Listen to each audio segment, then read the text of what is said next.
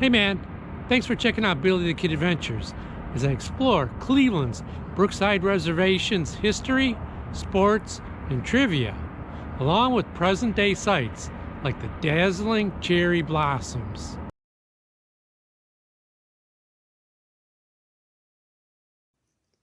Today's Brookside Reservation in Cleveland Zoo can be traced back to when Brooklyn Village purchased land for what would be called Brooklyn Park in 1894.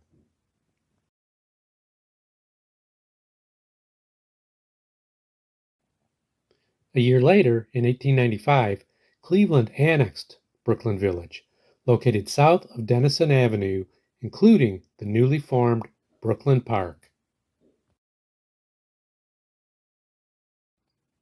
2 years later, when Cleveland renamed its city parks, Brookside Park came to be in 1897.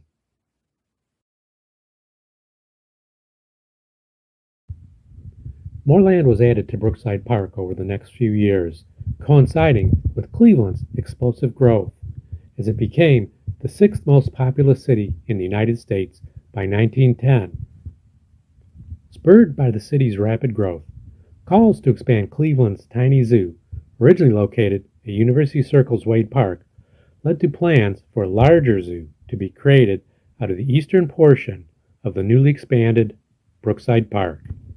From 1907 to 1914, a new, much larger Cleveland Zoo was created in conjunction with the slow migration of the animals from the Wade Park Zoo site.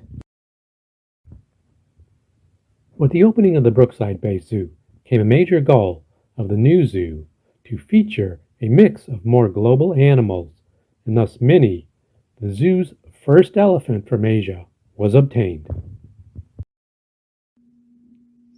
Minnie was purchased for the zoo mainly through the efforts of the city's school children's Pennies for Pachyderms program, and quickly became the star of the zoo, helping the zoo to become the popular place in Cleveland it still is today. Brookside's next major endeavor was the creation of Brookside Pool in 1920. Here's an old photo, shortly after it opened, a century ago. Note how close the cars are to the pool. The pool was quite the popular place to go on a hot summer day, as my friends and family could attest. By 1981, however, plans were made to convert Brookside Pool to become an amphitheater for the zoo to hold concerts and special events.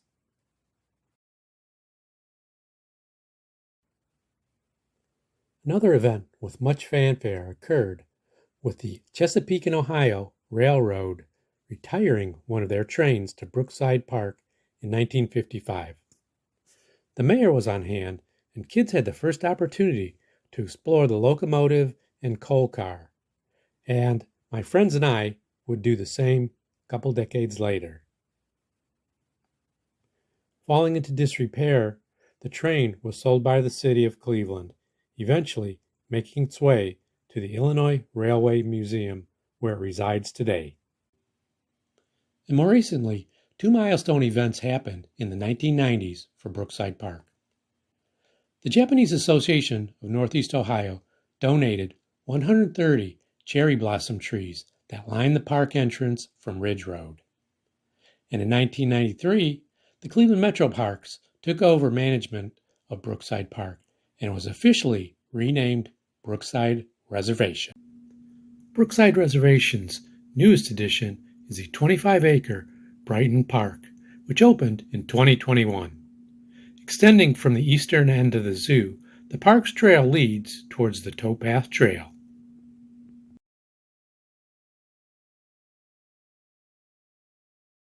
Brookside Stadium, located southwest of Fulton and Denison, is a natural amphitheater that set local and national amateur baseball attendance records here in Cleveland. Brookside Stadium was officially dedicated in May 1909, and large baseball crowds became commonplace. The October 10, 1915 amateur championship game between the White Autos versus Omaha Luxus drew a crowd estimated at 115,000, the largest crowd in amateur baseball history. To commemorate the event, the Brookside Stadium Preservation Society sponsored an Ohio historical marker. Here's a closer look at the historical marker.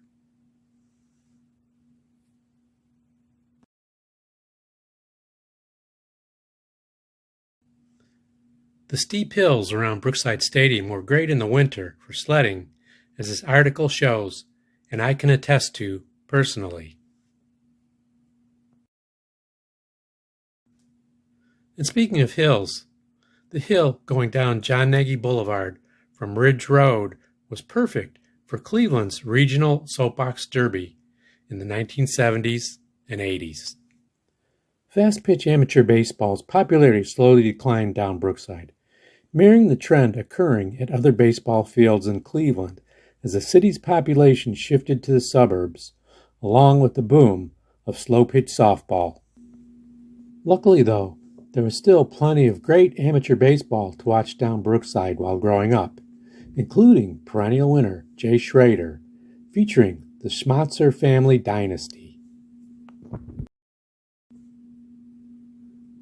And around that same time, many kids from the neighborhood had the opportunity to play baseball in the Big F or Little F leagues down Brookside in the summer.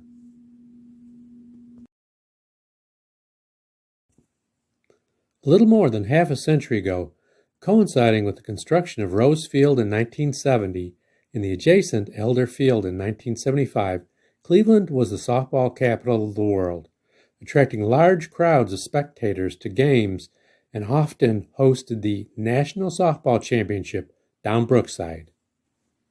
In 1975, Pyramid Cafe became the first Cleveland softball team to win the National Softball Championship, drawing huge crowds to their games down Brookside.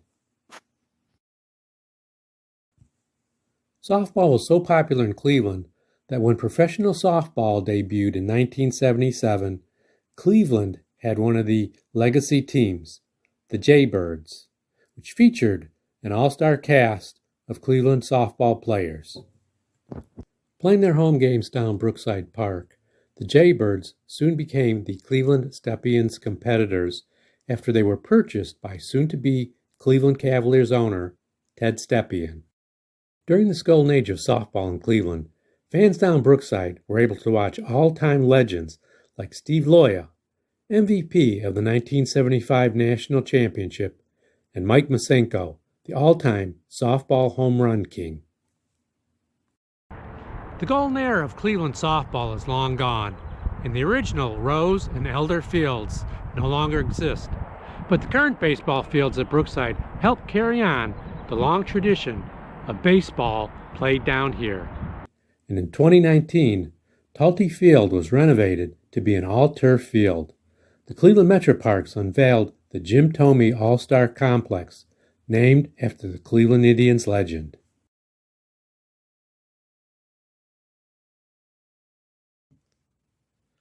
For the first half of the 20th century, the zoo was normally referred to as the Brookside Park Zoo in both the newspapers and on postcards, versus being called the Cleveland Zoo.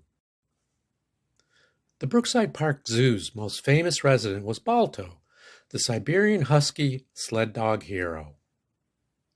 Balto's exploits with his sled dog team rushing to deliver life-saving serum for Nome, Alaska's residents to stop their diphtheria outbreak captivated the world and was later made into a Disney movie. Balto and his fellow sled dogs came to become zoo residents following a campaign by Clevelander George Kimball to house them in nicer quarters than they were at following their heroic Alaskan journey. Balto's arrival in Cleveland prompted a massive celebration, including a downtown parade in 1927.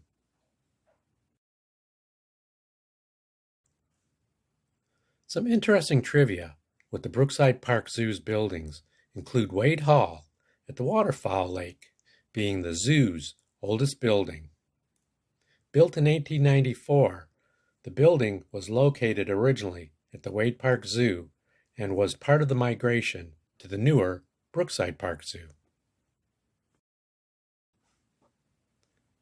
And the popular Monkey Island exhibit came about via funding from the WPA to employ jobless Clevelanders impacted by the Great Depression. Some forgotten Cleveland history is how the city was a finalist to host the 1916 Olympics. The city's rapid growth and enthusiastic support of sports, including enormous baseball crowds at Brookside Stadium, led to Cleveland being selected as the U.S. city to put in a bid to host the 1916 Olympics. A key component of Cleveland's Olympic bid included building a large stadium at Brookside Park to hold the main sporting events. Bidding against Amsterdam, Budapest, Brussels, and Berlin, Cleveland ultimately lost to Berlin, but due to World War I, the 1916 Olympic Games were canceled. The iconic Fulton Road Bridge over Brookside has been a well-known landmark for generations of Clevelanders. The journey up the hill to Denison Fulton from down Brookside is a very familiar view with the bridge in clear sight. But the Fulton Road Bridge didn't even exist the first few decades of both Brookside Park and Brookside Stadium's existence. The Fulton Road Bridge didn't open until 1932 to much fanfare. A crowd of 60,000 Clevelanders watched the mayor's daughter cut the ribbon to open the bridge. And when the original Fulton Road Bridge needed to be replaced in 2007, it had to be blown up not once, but twice due to a botched demolition.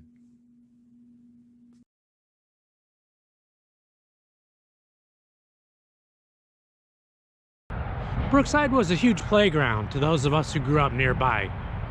Whether it was climbing on the train that used to be here behind me,